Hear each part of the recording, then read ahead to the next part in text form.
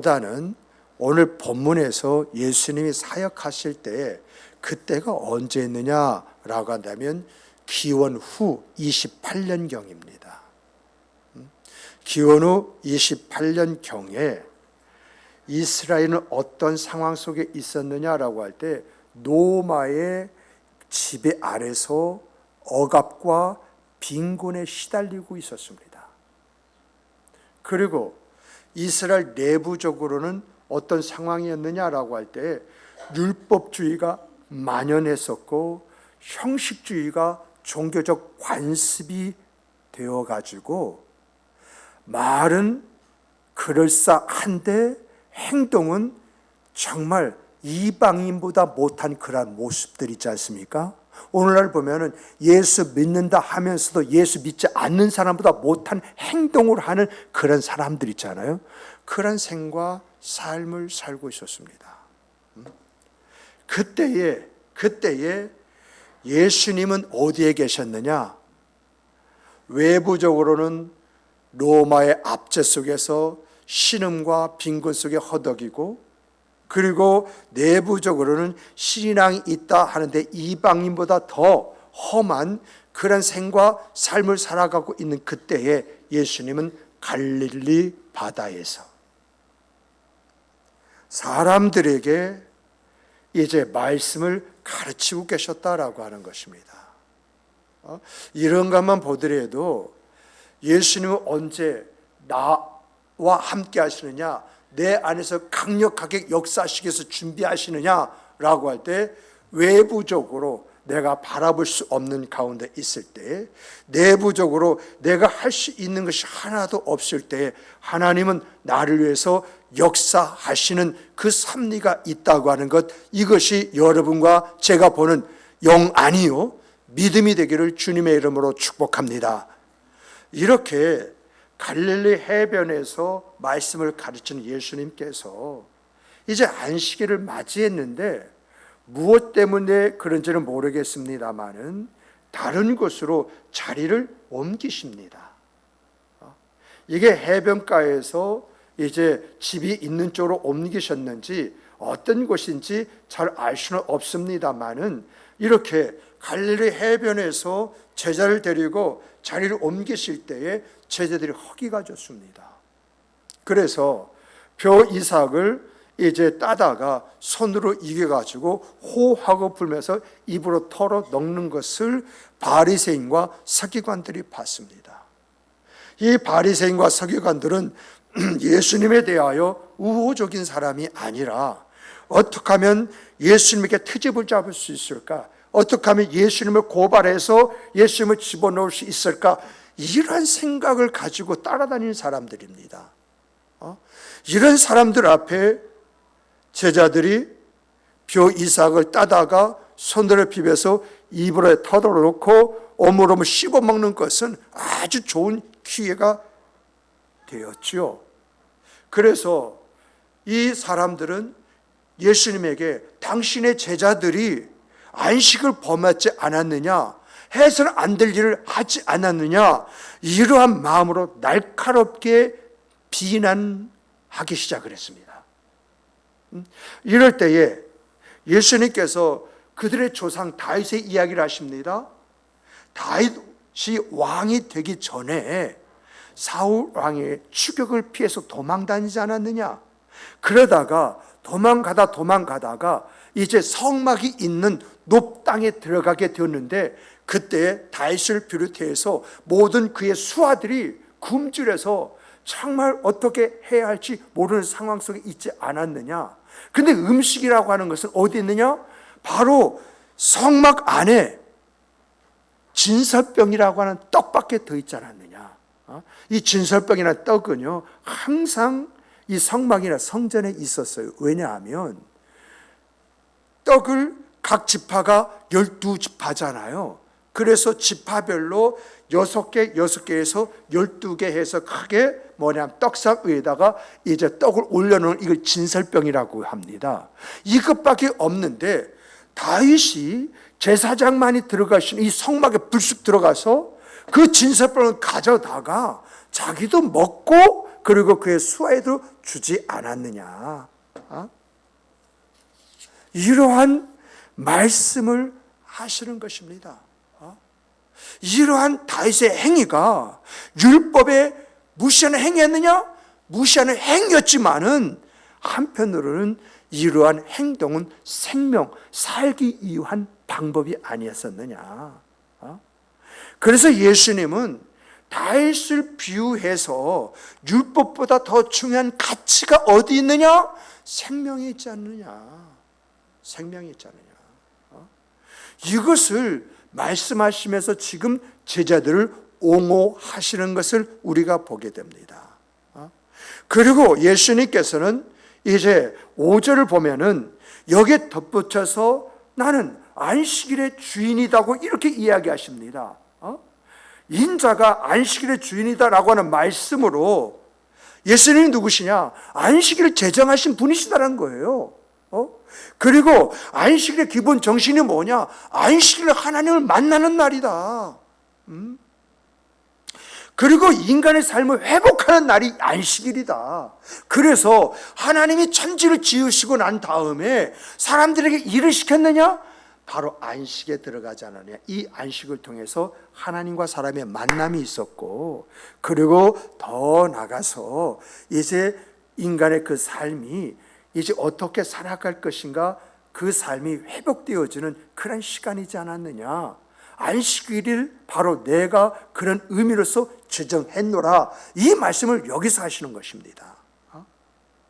이렇게 안식일이 주인이신 주님께서, 우리 예수님께서 만드신 게 또 뭐죠?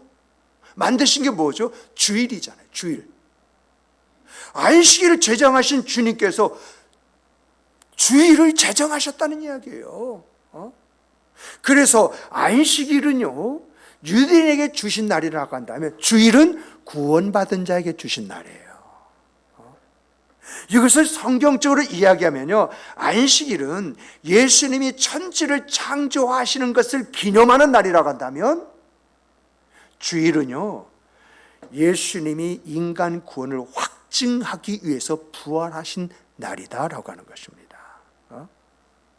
그리고 이 안식일은요, 이스라엘 민족을 선민이라고 말하지 않습니까? 선민은 이스라엘에게 의무와 책임을 지어주신 날이에요.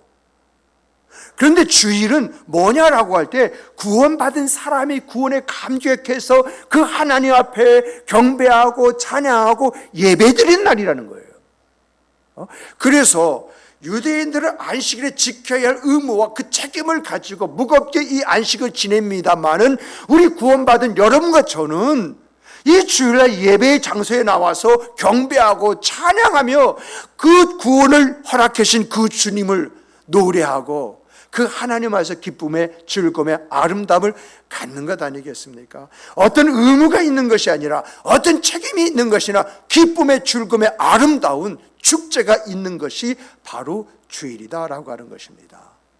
그리고 이것을 신학적으로 조금 살펴서 이야기하게 되면요, 여러분, 안식일은 일주일 중에 어떤 날이죠?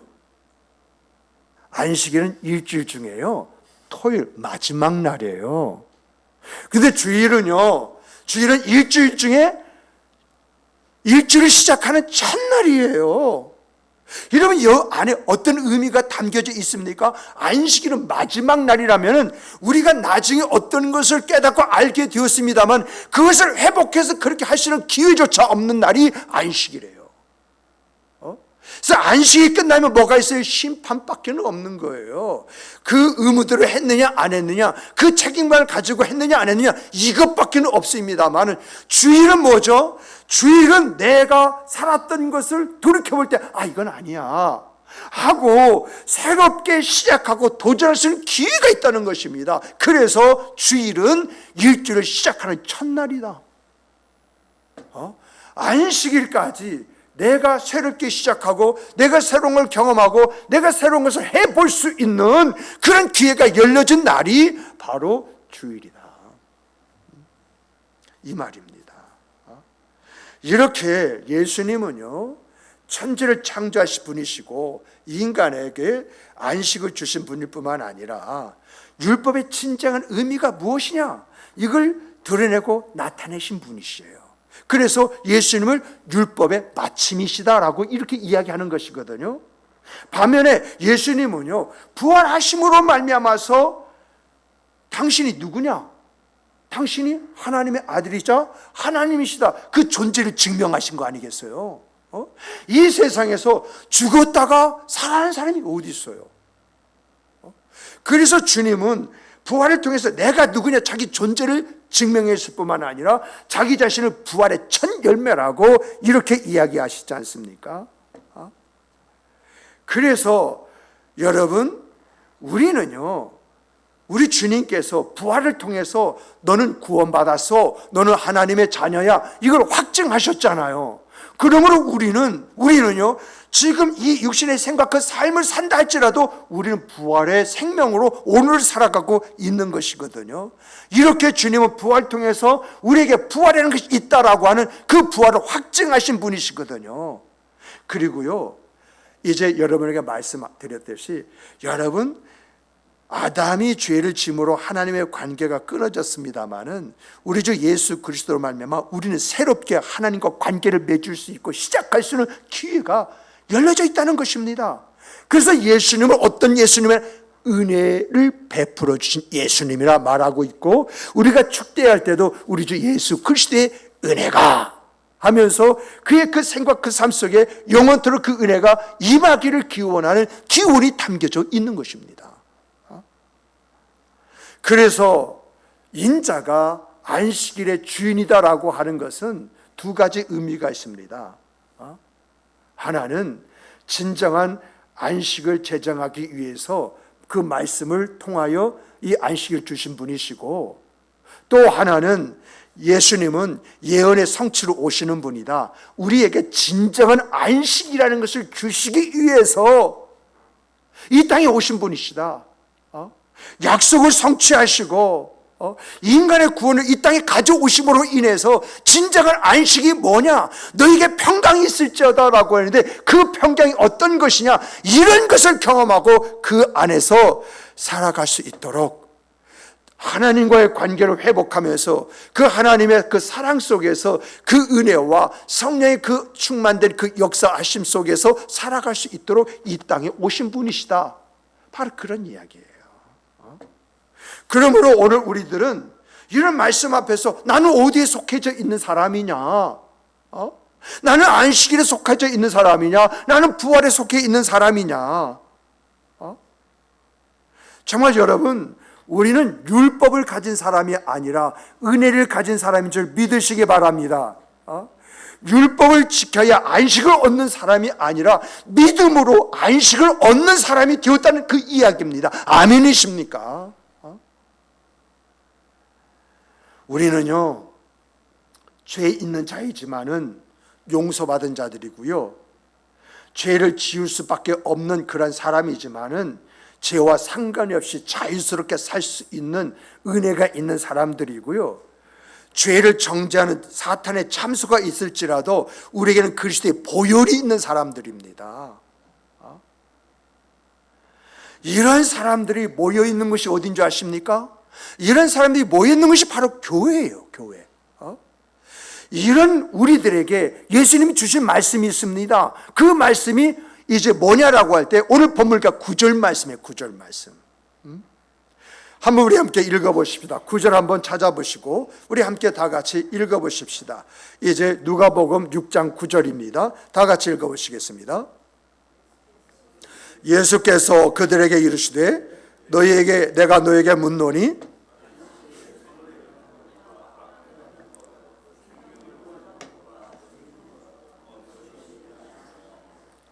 자, 예수님이요, 죄 없는 자의 모임인 교회를 향하여 너희들이 진정한 부활의 안식을 원한다고 한다면 선을 행하는 것과 악을 행하는 것, 생명을 구하는 것과 죽이는 것, 어느 것이 옳으냐, 이걸 생각하며 살라는 겁니다. 그러므로 여러분과 제가요, 우리 주님이 주시는 안식, 평강의 아름다운 생과 삶을 살기를 원한다고 한다면 이 말씀 속에서 나는 무엇을 선으로 보고 악을 보아야 되느냐, 무엇을 생명으로 보고 무엇을 죽이는 것으로 봐야 되느냐? 이것을요, 헤아려 살필 줄 알아야 됩니다. 분명하게 우리 주님은 그 말씀을 하셨지 않습니까? 선과 악, 살리는 것과 죽이는 것, 이것을 이야기하셨다. 그런데 중요한 것은요, 이제 예수님께서 안식일이라고 했습니다. 안식일에. 이 말은 무슨 말이죠? 너희가 진정으로 안식을 원하는 그런 생각, 그 삶을 살기를 원한다고 한다면 과연 선과 악 중에서 어떤 것을 행하는 것이 안식에 들어가는 것이고, 살리는 것과 죽이는 것 어떤 것을 행하는 것이 너의 그 생과 삶의 평안함으로 충만되게 한 그런 생과 그 삶을 살아갈 수 있느냐, 지금 이것을 여기서 물으시는 거거든요. 여러분들은 무엇을 선으로 생각하고 악으로 생각하십니까? 무엇을 살리는 것으로 생각하고 무엇을 죽이는 것으로 생각하십니까? 무엇을? 저는 이 말씀을 이렇게 봅니다. 이번 주에 우리가 가져야 할 믿음의 태도가 사랑을 위한 소통입니다. 그래서 사랑하고 가로 열고 소통이라고 했습니다.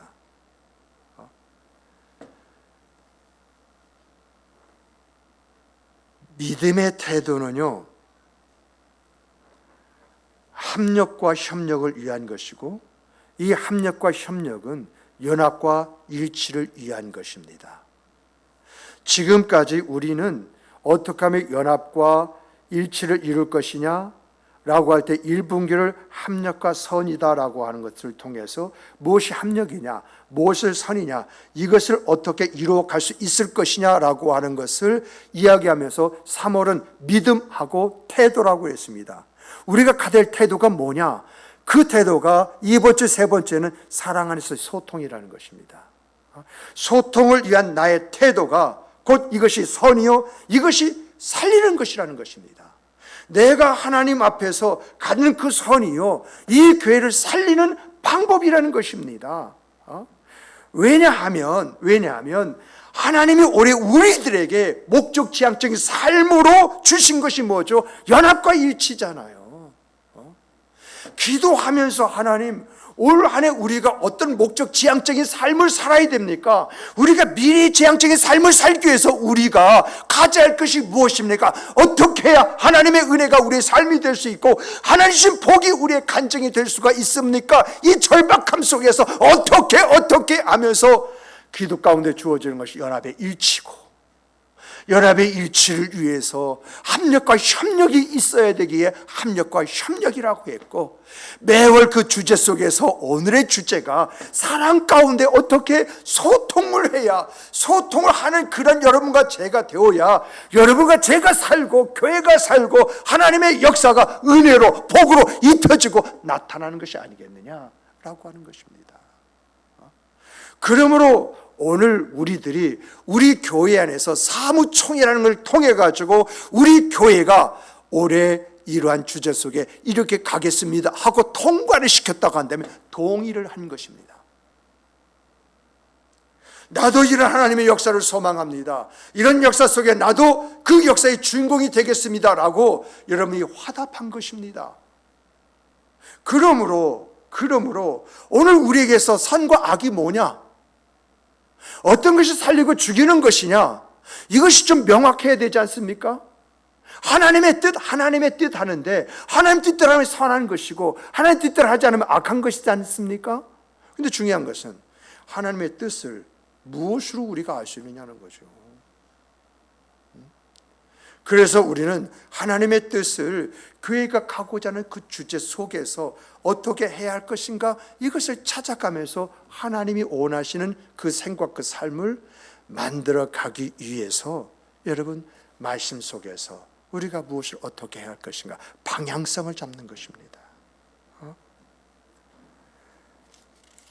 이렇게 우리가요, 이러한 목적 지향적인 그러한 신앙 생활을 위해서 목적을 정하고 나아갈 때에 여기에 하나님의 일에 대한 성취가 있고 우리의 삶이 잘됨을 통하여 우리의 영혼이 기뻐할 뿐만 아니라 우리 육신의 삶의 아름다움이 덧입혀지는데, 이것을 가리켜서 우리는 은혜다, 복이다, 이렇게 이야기하는 것이잖아요. 정말 이런 안식이 여러분의 생과 삶 속에 주어지는 하나님의 축복이 되기를 주님의 이름으로 축복합니다. 또 우리가요, 이 본문 말씀을 보면요, 여러분 8절 보세요. 8절에 손 마른 사람이라고 나오죠. 손 마른 사람. 이 손 마른 사람이 어떤 사람이냐라고 할 때, 우리 옛날에 조막손이란 말 여러분 한번 들어보셨죠? 아마 제 나이 또래나 그 이상은 조막손이라고 하는 것, 그것이 어떤 것인가 그걸 알고 있을 것입니다. 조막손이라고 하는 것은요, 다른 것이 아닙니다. 어렸을 때부터 잘 먹지 못해가지고 피가 잘 순환이 안 돼가지고 손이 커지지 않을 뿐만 아니라, 이 피가 잘 들어서 힘이 있어야 이 손가락이 펴지고 손목이 펴지잖아요. 근데 이 손이 자라지 않고 이 손이 한쪽 손보다 상대로 작고 굽어진 거, 이것을 가리켜서 조막손이다라고 하는 그런 이야기거든요. 성경은요, 이렇게 손이 작고 굳어진 그런 사람을 향해서 손 마른 자라고 이렇게 했는데, 이 손 마른 자의 소원이 뭐겠습니까? 항상 사람들 앞에 병신 소리 듣기 싫어서 품속에다 손을 집어넣고 이렇게 다녔을 것이고, 그런 소리 들을 때 정말 이런 소리를 죽어도 듣고 싶지 않는 그런 마음이 간절했을 텐데, 여러분 이 사람이 예수 앞에 나와서 고침을 받았습니다. 왼손 오른손 할 것이 똑같습니다. 굽은 것이 펴졌습니다. 자유스럽게 막 움직입니다. 이것을 볼 때 그 사람의 기쁨이 얼마나 크겠습니까? 정말 그 주님을 경험할 때, 이분이 하나님이 아니면 어떻게 나에게 이런 역사로 나를 정상인으로 만들 수 있을 것이냐 하면서 주님을 바라보는 그 눈이 예전과는 달랐을 것입니다.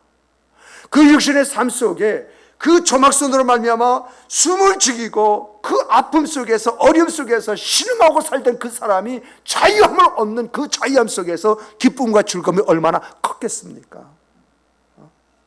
이러한 것을요, 잘 표현한 사람이 누군지 아십니까?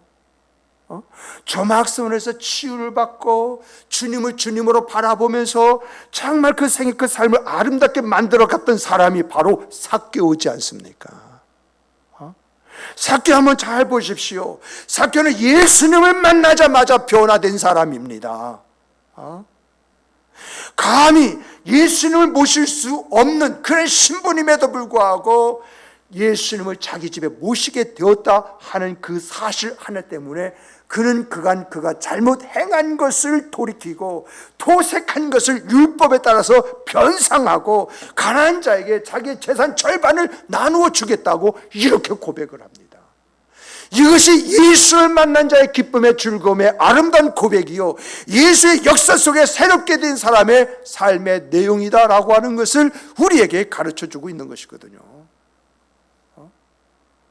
삭개오는요, 유대 사회에서 자랑할 만한 것이 아무것도 없을 뿐만 아니라 오히려 저 도둑놈, 저 강도 새끼 말이야, 이러한 지탄이나 받았던 그런 사람이에요. 그가 가지고 있는 것이 있다고 한다면요, 남보다 좀 더 많은 재산이지 않습니까? 이것도 탈루 해가지고 착복한 거잖아요. 그래서 이제 재산을 늘린 거잖아요.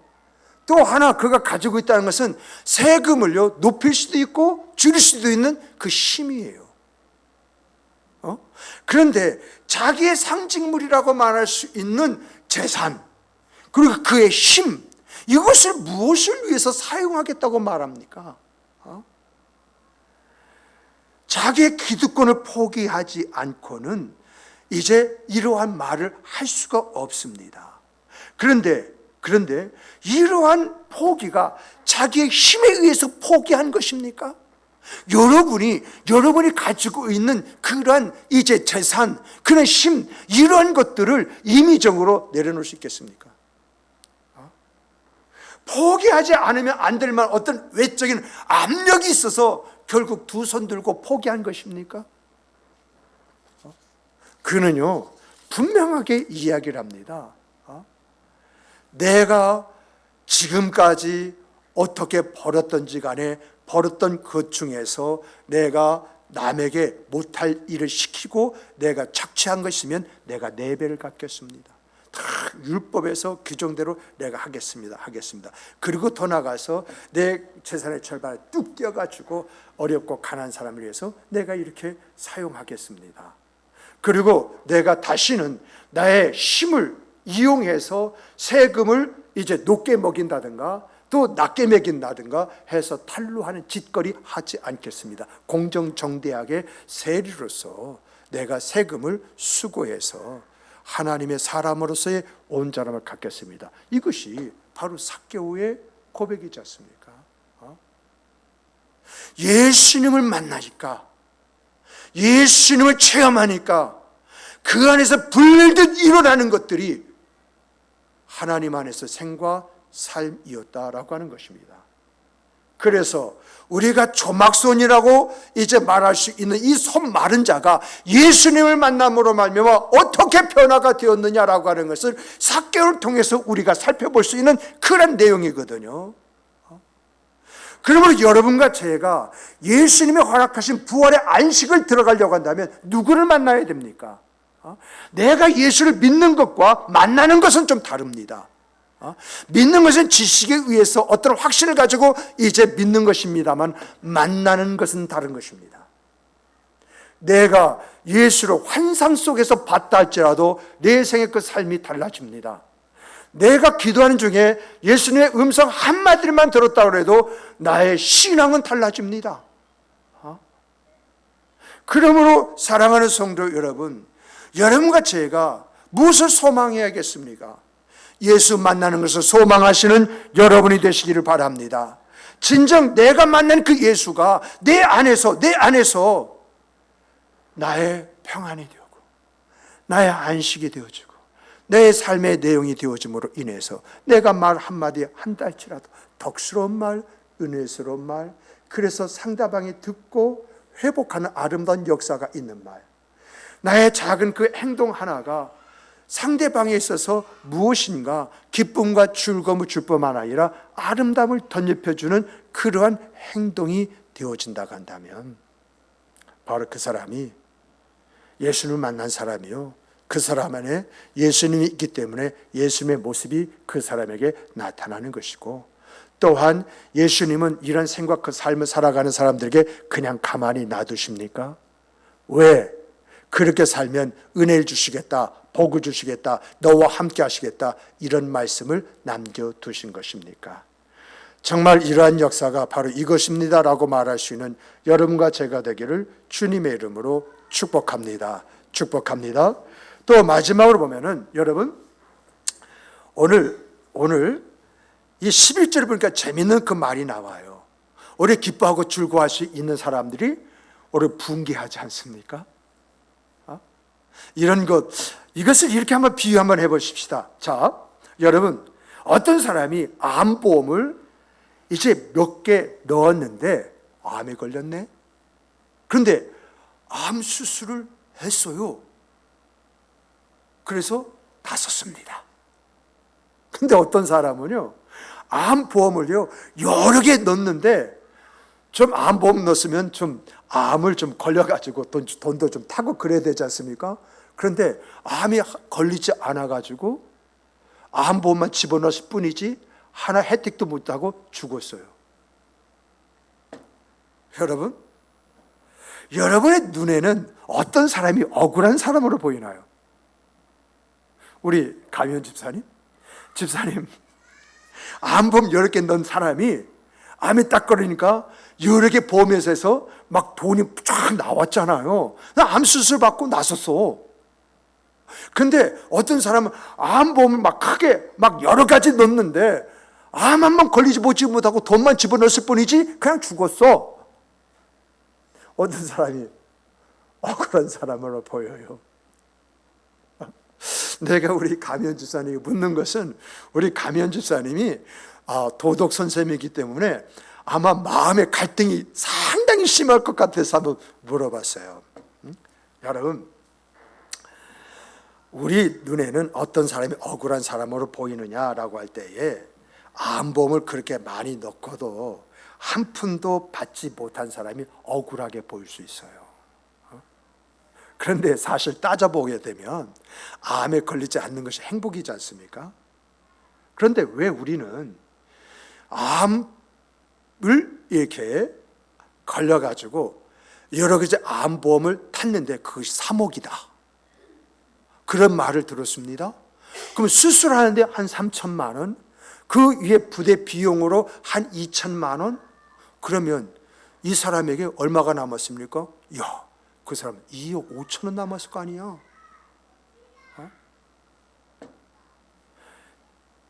이 2억 5천 때문에 오히려 그 사람이 부러운 사람이 될 수가 있고요. 또 더 나가서 정말요,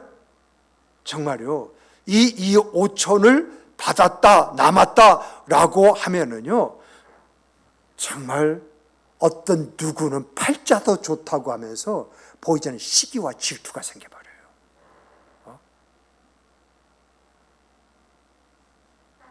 그리고 더 나가서 아이고 암 걸리지 않은 사람, 그 사람 암본 몇 개 들으면 뭐해, 불쌍하게 그지없지, 돈만 들고 그냥 아무나 혜택 붙지 않고 그냥 잘 살다가 죽은 거, 그게 뭐 복이야 하고 비아냥거려 버립니다.